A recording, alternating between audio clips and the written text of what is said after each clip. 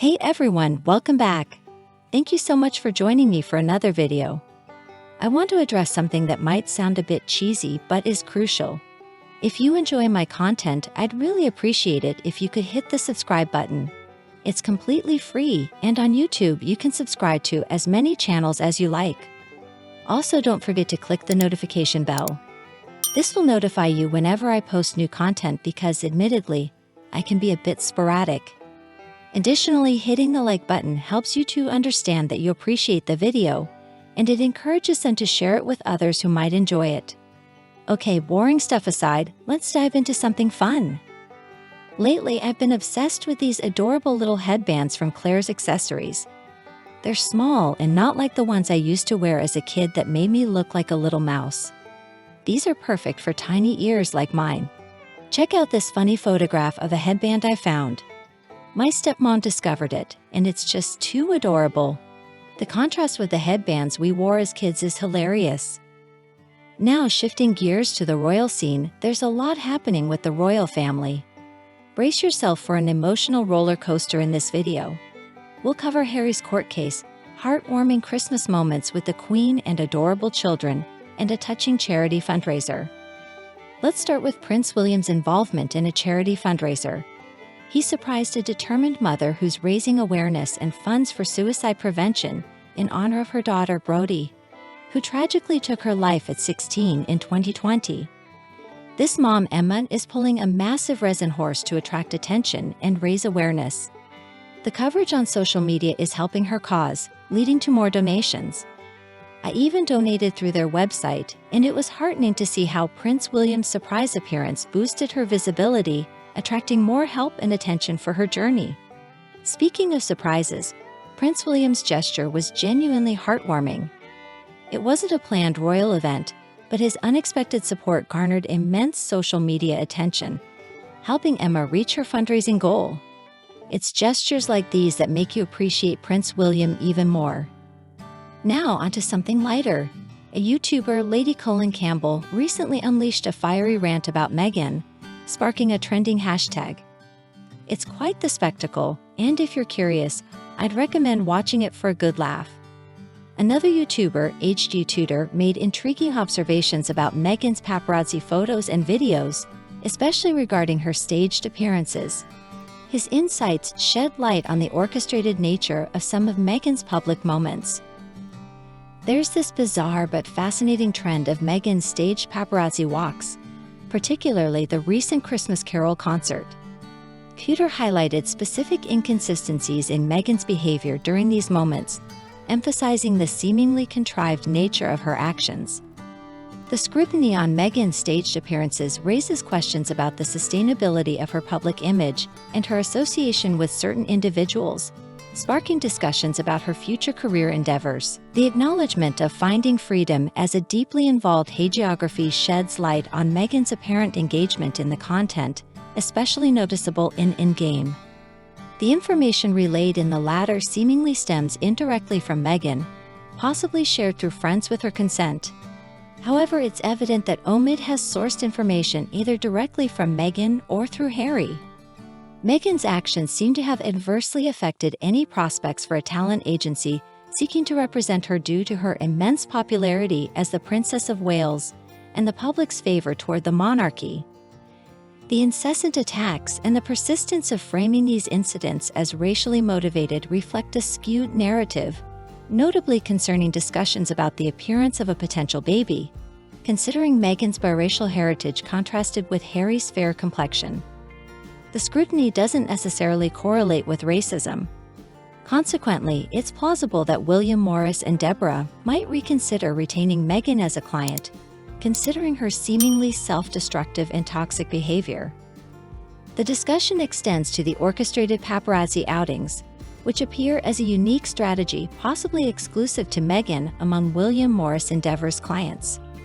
Such contrived and exaggerated stunts, unprecedented even for reality TV personalities, might further contribute to a potential dissociation between Meghan and her representation.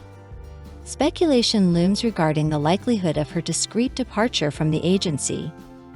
Transitioning from the Meghan-centric discourse, Recent attention was drawn to Princess Eugenie alongside her mother, the Duchess of York, Fergie, and Princess Beatrice, attending the gala for the anti-slavery charity they co-founded.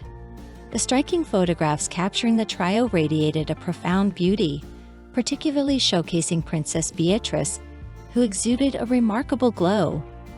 Furthermore, glimpses of her with her husband Ado underscored their endearing bond, reflecting one of the most adored couples within the royal family. Shifting focus to another non-working royal couple, the lively and amiable duo of Zara and Mike Tyndall offers a refreshing perspective. Renowned for their jovial nature, even evident during formal events like the Royal Ascot, their playful dynamic and evident camaraderie are consistently endearing. Recently released images for Australia's Women's Weekly Christmas issue further highlighted their close-knit relationship, reflecting not only their fun-loving nature but also their profound friendship. With a growing family of 3 children and an annual participation in the Star Gold Coast Magic Millions Carnival, their enthusiasm and affectionate bond resonate deeply, garnering admiration from many. This leads to contemplation about the potential for Zara and Mike to take on royal sporting patronages, leveraging their respective sporting achievements, an idea supported by their previous involvement in the Invictus Games alongside Prince Harry. Speaking of the Invictus Games, the recent challenges faced by the event, notably financial troubles and key executive departures, have prompted Harry to seek assistance from individuals previously involved in its inception. As efforts continue to revitalize the event for 2025, questions arise regarding the event's financial outlay for Harry, potentially inviting scrutiny. Amidst these ongoing discussions, let's pivot towards embracing the festive spirit, leaving behind the intricacies of royal affairs momentarily. The annual tradition at Clarence House is a deeply moving and heartwarming event. Queen Camilla graces this occasion with a heart full of love and empathy, hosting children from Helen Douglas House Hospice and Roald Dahl's marvelous children's charity. It's a moment both beautiful and emotional, where the Queen, adorned with grace, decorates the Christmas tree alongside these incredibly special guests. The festive atmosphere is set with enchanting Christmas carols resonating through the air, performed this year by the band and bugles of the Rifles. The children, along with their parents, arrive with anticipation and excitement, greeted warmly and treated to a delightful lunch of sausages and mash. But the true essence of this gathering lies in the shared moments of joy, as the children enthusiastically participate in various festivities, particularly relishing the opportunity to decorate the Christmas tree. Her Majesty sets up a splendid table adorned with an array of ornaments for the children to choose from. Assisted by Captain Oli Blanket and his gallant demeanor and sword, albeit in jest, the children are aided in adorning the tree with their chosen decorations. The palpable affection and joy displayed by the children towards the Queen speak volumes about the positive aura she exudes. It's known that children and animals are perceptive to such vibes, and their radiant happiness is a testament to the Queen's warmth. This cherished tradition doesn't merely end with decorating the tree. Queen Camilla extends her generosity by inviting Father Christmas and 2 of his reindeer, sparking immense excitement among the children as they eagerly participate in feeding and interacting with these magical visitors. It's a spectacle that embodies the festive spirit and spreads joy in abundance. The emotional depth of this event is palpable, prompting tears in many observers' eyes. It's a reminder of the blessings in life, accentuated by the Queen's poignant remark about realizing one's fortune, juxtaposed against the resilience and lack of complaints from these children and their families, despite their challenging circumstances. However, amid this heartwarming scene, contrasting emotions arise when thoughts shift to Harry and Meghan. Their privilege, wealth, and seemingly ungrateful attitude starkly contrast the humility and gratitude demonstrated by the children at the event. The comparison highlights a disheartening contrast, with Harry seemingly lacking the capacity to perceive beyond his personal desires, a sentiment amplified by recent statements made in his security court case. Harry's claim that he and Meghan were compelled to step back and leave the country due to security concerns contradicts their alleged long-standing plans to depart from the royal family. Speculations abound regarding their intentions even before their wedding, portraying a calculated scheme to become working royals while harboring intentions to chase the glitz of celebrity life. Allegations suggest Meghan's deliberate efforts to isolate Harry from his support network, aiming to facilitate their eventual departure, coupled with clandestine dealings and misleading the Queen about content agreements. The unveiling of their intentions through the Oprah interview and subsequent revelations appear more of a retaliatory move post-royal fallout than genuine concerns. The narrative surrounding Meghan's mental health struggles and suicidal thoughts, revealed only after their exit, raises suspicion regarding the timing and potential exploitation of this information for their strategic advantage during negotiations. The Netflix documentary series further supports claims of premeditated planning for their post-royal life, undermining the authenticity of their public statements. Their actions, including their demeanor during significant national events like Remembrance Sunday, contradict their portrayed innocence as merely a young family grappling with challenges. Instead, it appears they use this time to lay the groundwork for their future endeavors, casting doubts on the sincerity of their public appearances. In essence, the stark contrast between the genuine warmth and compassion of Queen Camilla towards disadvantaged children during the Christmas tradition and the calculated maneuvers and alleged deceitful actions of Harry and Meghan accentuates the depth of emotions and values at play. Amidst the whirlwind of holidays and a brief stint of work following her maternity leave, Meghan's actions upon her return to work have sparked discussions. Over the span of 2 years, Meghan made remarks about her decision not to take a lengthy maternity leave, citing the norm among American women. While acknowledging the limited duration of maternity leave in certain companies, she herself took a considerable amount of time off. This became an avenue for her to subtly criticize Catherine, showcasing a recurring pattern in Meghan's conduct. One of the primary issues arises from Harry's statement, claiming he was compelled to depart because he had no alternative. However, examining the various versions of events Harry has presented unveils a different narrative. His portrayal of feeling entrapped within the system aligns with the struggles faced by his father and brother, who lacked the liberty to depart.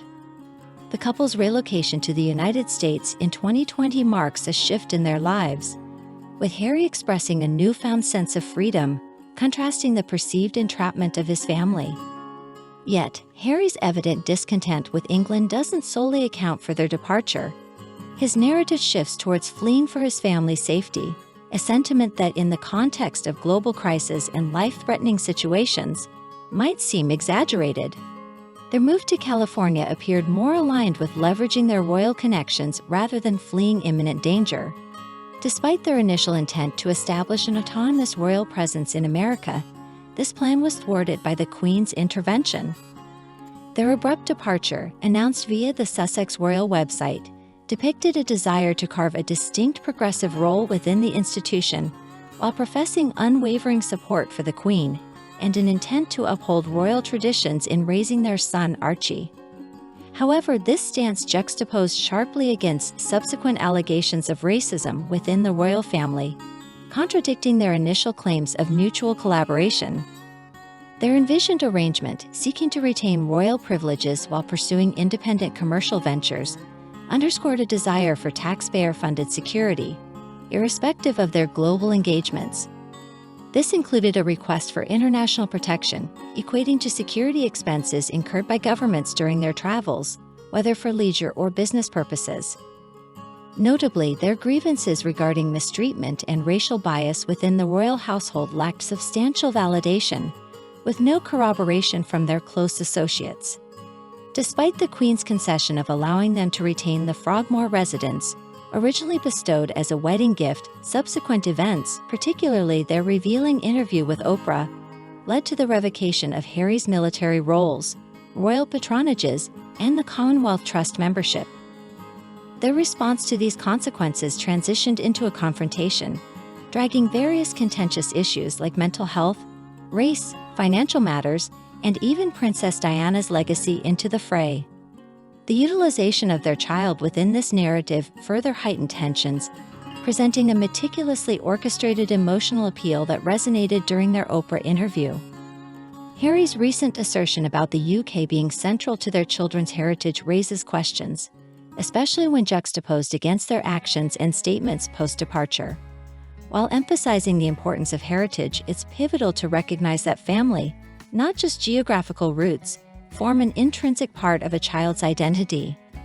The references to the Raglands further underscore the multifaceted dynamics surrounding their choices and their portrayal in the media. The decision has been made to grant access to Doria for the children, but a significant number of family members, such as aunts, uncles, cousins, and even second cousins, those who were part of Meghan's upbringing, have been cut off.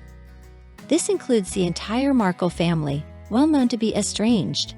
The children have been effectively isolated from almost everyone except Doria, occasionally Ashley, Meghan's niece, who may have been selectively featured in Netflix footage to maintain a positive image. Harry has made the surprising declaration that the UK, a country he previously criticized as racist and bigoted, is now considered his true home, the place where he and his children belong. However, his children have primarily been raised as isolated Americans, with minimal familial connections aside from Doria and sporadic contact with Ashley. The claim that Harry wants to safeguard his and his wife's lives while increasing the security risk to his family raises eyebrows. During Meghan's visit to the UK for the Jubilee, she reportedly lowered a bulletproof window for the sake of safety, despite potential discomfort on Harry's part. This action aimed to allow paparazzi access for photographs, using interactions with children near the window as a facade for publicity. Criticism is raised regarding Meghan's seemingly carefree strolls in America, a country where firearm ownership is widespread, juxtaposed with the notion that the UK is suddenly perceived as an unsafe environment. This contrast appears incongruous, implying exaggerated safety concerns in the UK.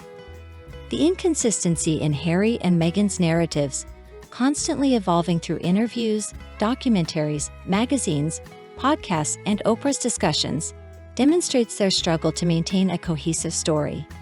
Their penchant for disclosing every detail leads to conflicting accounts, showcasing their inability to align recollections. Regarding their ongoing court case, if Harry and Meghan emerge victorious, reports suggest they may not even return to the UK. For some observers, this would be welcomed as an early Christmas gift. Moving to lighter topics, the anticipation for the upcoming Christmas filming event is palpable. The gathering promises excitement, and the subsequent airing on Christmas Eve will undoubtedly attract attention. Details on how to watch will be shared closer to the broadcast date. Personal plans for the weekend involve meeting a friend and embarking on a festive tour of London, aiming to capture and share the holiday spirit through photographs. Wishing everyone a wonderful weekend and a Merry Christmas. Goodbye for now.